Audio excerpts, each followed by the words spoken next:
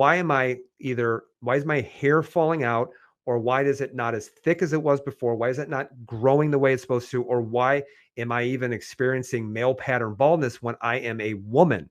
So one of the first things, if you are losing hair and it's starting to come out in, clumps, go back and say, did I experience some kind of illness? And we call that, shock loss due to infection. The idea behind it is your hair follicle does need certain nutrients in order to grow.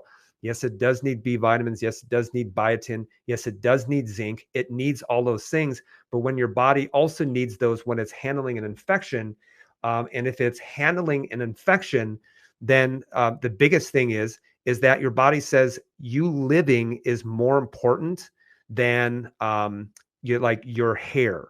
But what if you also have very slow growing hair, or what if you have brittle or thin hair? Well, that's something that's going to be a little bit different.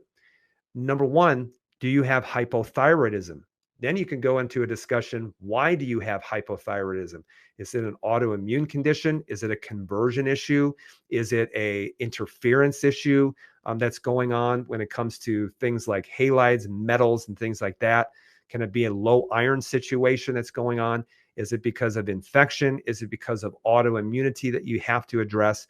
But anytime that you are seeing low thyroid output, for whatever reason it is, your hair is going to grow slower, and it's not going to be coming in as good as it's supposed to. But here's another thing that you have to consider too, is you have to consider your estrogens. Now, for those of you who have been pregnant, have you ever wondered during pregnancy in which my estrogens elevated? Have you ever noticed, wow, my skin was awesome, my hair was incredible. And then after pregnancy, I started noticing that my hair returned back to normal, or maybe even worse. And this has to do with declining estrogen levels.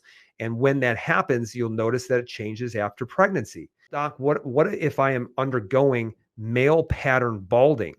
So what if I am losing hair on the crown, or what if it's starting to thin?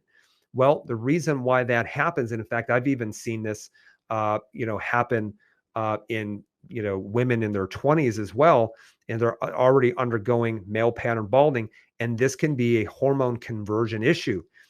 If you are undergoing male pattern balding, you need to get your hormones checked, because one of the hormones that can be extremely elevated can be dihydrotestosterone, and DHT will actually kill off the hair follicle. So this is why men tend to bald quicker than women, because they do have significantly higher amounts of DHT.